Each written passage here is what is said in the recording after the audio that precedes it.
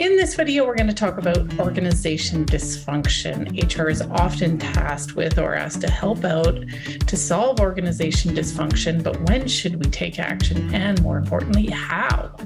That's coming up now. Hi there, I'm Andrea Adams, the host of HR Shop Talk, and we're going to talk about all things HR here. Please subscribe to the show or the podcast to keep learning from my guests. Today, my guests are Heather Dranitsaris-Hilliard and her mother, Dr. Anne Dranitsaris. They lead Caliber Leadership Systems, and their specialty is leadership dysfunction. And part of that is organizational transition, transformation, and addressing dysfunction in the process. Hello, ladies. How are you? Great. Excited to be here to talk about one of our favorite things, dysfunction. You guys you're crazy. It's everywhere. You can't get away from it. Okay, so dysfunction. It seems so broad. Dysfunction is everywhere. How do you go about identifying organization dysfunction that's actually worth identifying? It's such a big one. And there are so many dysfunctions that we've identified and we talk about, but if you start off just with the notion that organizations they're an organic system, and the bigger they are, the more systems they have and the more systems they need to function effectively. And of course, when you have a functional system, you have the potential for dysfunction. And so whether it is performance systems, whether it's leadership systems, whatever it is, if there's not a concerted effort to align behavior behind organizational outcomes or defined expectations, we can see an individual dysfunction that will end up leading over time, when left untreated, to a broader organizational dysfunction. So, there's dysfunction everywhere, like I said, but when do you need to take action on it? So we look at dysfunction is, in an organization where it's interfering with performance, effectiveness, satisfaction, retention, engagement. So there's always sort of these symptoms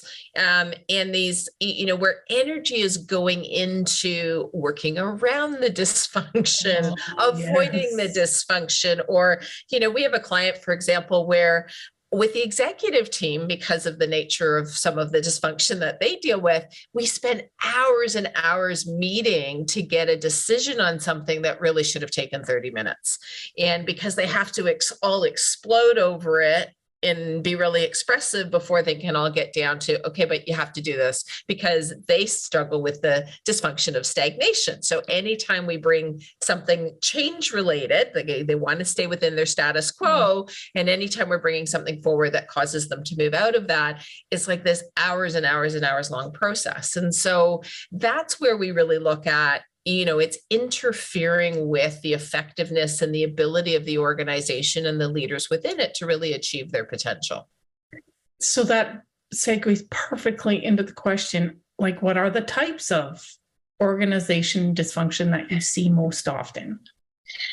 We see stagnation a lot, and it's a great example in more successful organizations where they've achieved success. They've gone through the school of hard knocks and all of that, and the leaders in that sort of organization, they might not have done any of their own development, but now they have to become more conscious in their leadership style.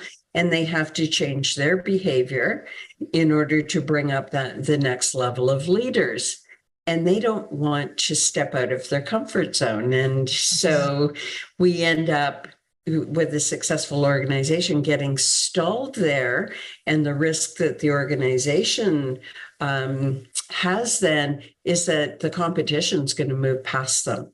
So stagnation is a big one, and chaos is another. Heather, you want to take that one on? Because that's always a fun one too. It's the entrepreneurial Oh no. The Peter Pan syndrome attached to our, Yes. I never want to grow up is, sort of the behind sort of the dysfunction of chaos where, we start and stop things. There's no structure, no discipline, no rules. We have one of our clients who's stuck with it. And instead of saying something's mandatory, because they don't like using the language mandatory, they say it's strongly encouraged. And then they get upset when people don't show up to something that really was mandatory, right? Because people can't read between the lines. Silos, of course, very common one, especially in larger organizations, dysfunction of silos. And then we get into the dysfunctions that are more around the, sort of the narcissistic defenses. So narcissistic leadership dysfunction, permissive leadership dysfunction, where we've got leaders who are being so hands-off and so laissez-faire that, they're not really leading and governing and directing people and performance. And then, of course, the narcissistic one where, there's the constant devaluation in the organization. So there's more than that, but those are probably the ones that we work with the most. Okay. Yes. Yeah. And from the ground up, from the employees up, not the leaders down, because they go hand in hand. Some employee attitudes like employee entitlement. An organization can suffer from the dysfunction of entitlement because leaders refuse to say, I don't have the skills to deal with it. And so they complain and blame the employees. And so you have that type of dysfunction as well. As Heather said, with the narcissistic dysfunctions, which we don't see, we're not talking about personality disorder. We're talking about those shields, those narcissistic shields where I have to keep up my image. And so to keep up my image of a great leader, I'm going to pretend that I'm doing everything right and you're doing everything wrong. So these dysfunctions, these different kinds of dysfunctions, do they typically have a similar root cause, or is root causes all over the map?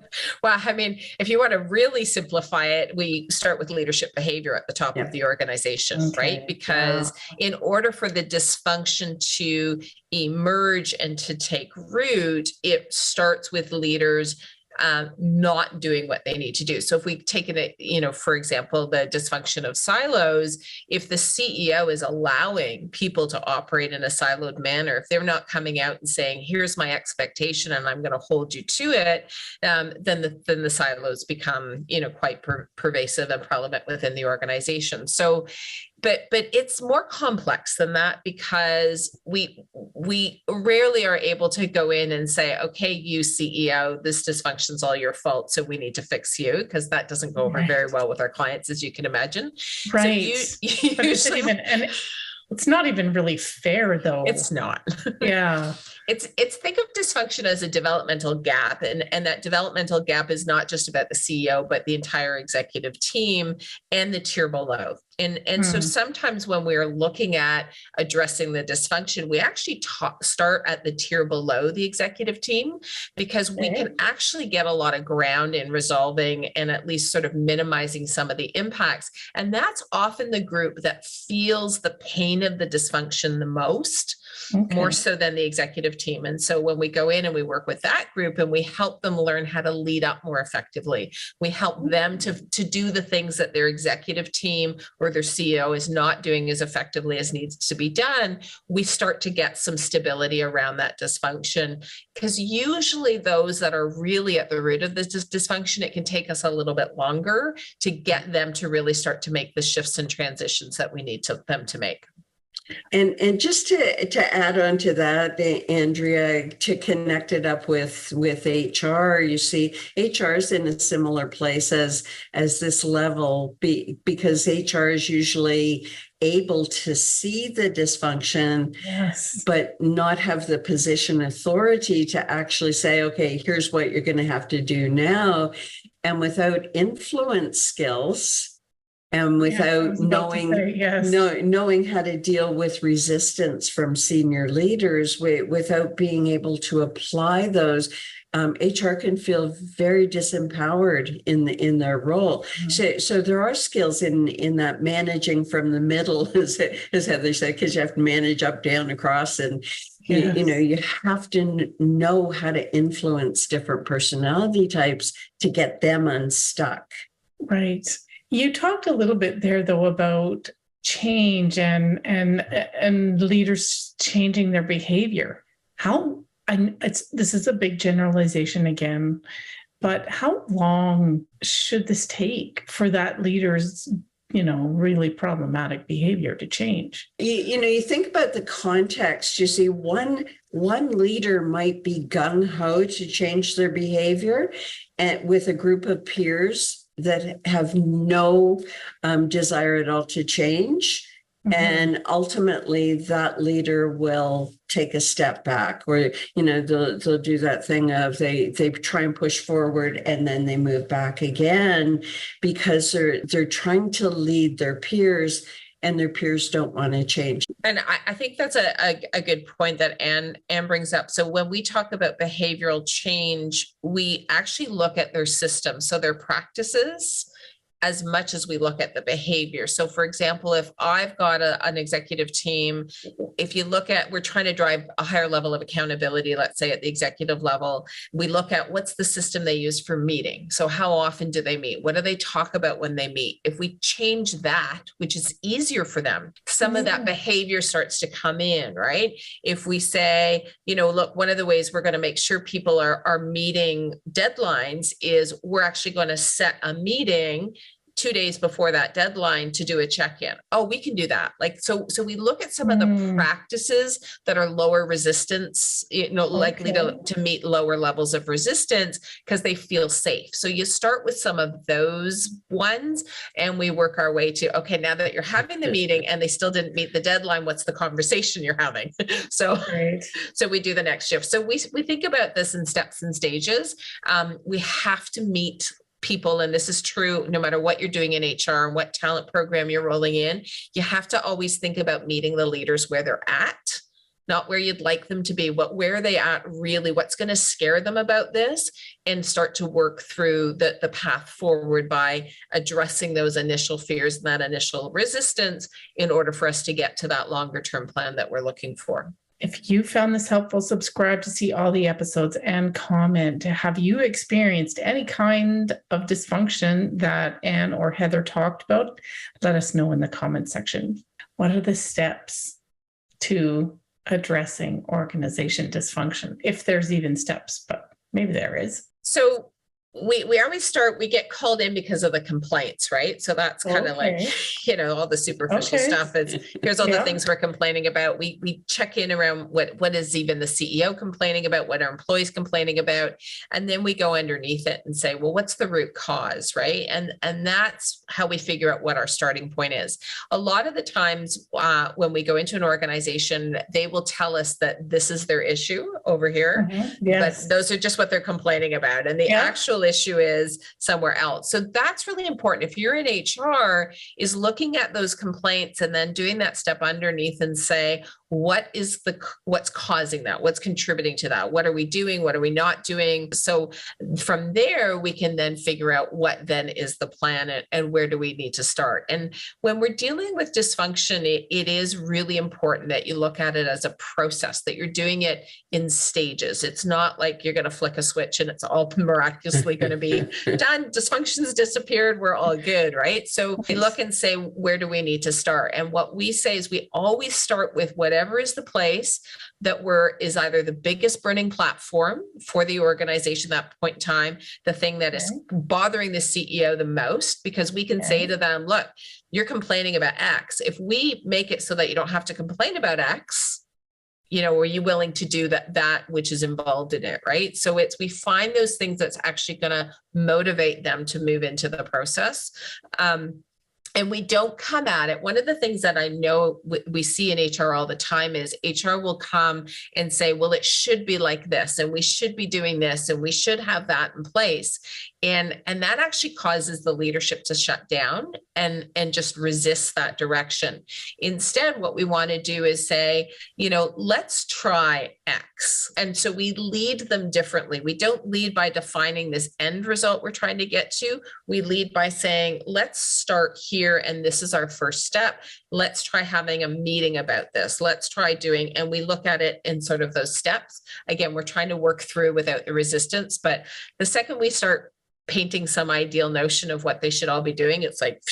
And if you look at this lack of compliance or lack of accountability for leaders, which that's another dysfunction that we didn't mention, but there could be a systemic dysfunction of accountability in the organization. And it's not just a couple of leaders who aren't complying. Right. You see, because it's right. that person's manager who isn't making sure their direct report is complying with the performance management system. So when you're trying to create or lessen the amount of dysfunction, what are some of the things that happen along the way as you're doing this work? We always say 3 steps forward, 2 steps back. Okay. 2 steps back. What do the 2 steps back look like? Well, because you start to feel like you're getting momentum, and you start to feel like you're getting some wins, and then because you have to think about the dysfunction as it's habit forming, right? And just like when we're trying to change our own behavior or go after our own goals, we'll make progress, and then we'll also start to backslide. And we have to expect that and be prepared for that as we go through the process of it. And again, I think one of the things that we often see is that, from some of the camps in the organization that are most interested in seeing the changes, that this fundamental idea that it's going to happen faster than it actually does. Again, a lot of the dysfunction is tied into the leadership style of the leaders. It's tied into the developmental gaps. We have a lot of leaders running organizations that have not done any development. They're not self-aware. They're operating out of autopilot to a degree. And so we're always going to be confronted with, when we're doing this work around eliminating dysfunction in organizations, is we're always going to be confronted with where that person is at and their limitations, and we might have to course correct. We have a CEO that, says they're going to be progressive and they're going to do all of these things. And then when it's actually time to make the decisions, this goes back to that notion too of thinking about influence, right? How do we influence, and being really strategic around some of those influence strategies? What are some of the factors that need to be in place in an organization for you guys to be successful at what you do in reducing dysfunction? Or for anybody else who's going to try and reduce dysfunction in their own organization? Well, certainly the motivation to change has to be there in enough people on the leadership team to deal with the expected resistance that comes up when change is introduced. Because even though people, do say, yeah, this is a great idea, next thing you know, they haven't prepared for the next meeting and they're not really on board. So really expecting resistance and becoming effective as Heather mentioned at doing those workarounds, or even confronting it head on at times. The people there has to be champions, and HR has to have an ally at a senior level in the organization to really affect change, and to be the voice on the leadership team that wakes everybody else up to, at the end of the day, this might cost the business money if we allow this to get any worse. And case in point, with a lot of our clients now, they are leaking employees because they're stagnating at the top. They don't want to do the work. And as a result of that, people will just leave and go to more progressive organizations. Mm-hmm. I think just to add to that, it's important though not to think that, oh, because I don't have someone at the very top or in the senior level that you can't do anything. We've had lots of clients that we've worked with where that there's a tier, a small group in that tier below the executive team that are aligned, and we're able to kind of pitch it and come in at that level, and they can do a lot, right? Because they're the operational leaders. So they actually have a lot of sway. They have to buffer a bit. And so in fact, we have a client that we've worked with for many years, and we knew that because of the age and career stage of their executive team, they weren't going to change. And so the tier beneath agreed to work differently together and not be affected by the executive team in order to set the organization up so that when they finally transition into the executive level, which this group was slotted to do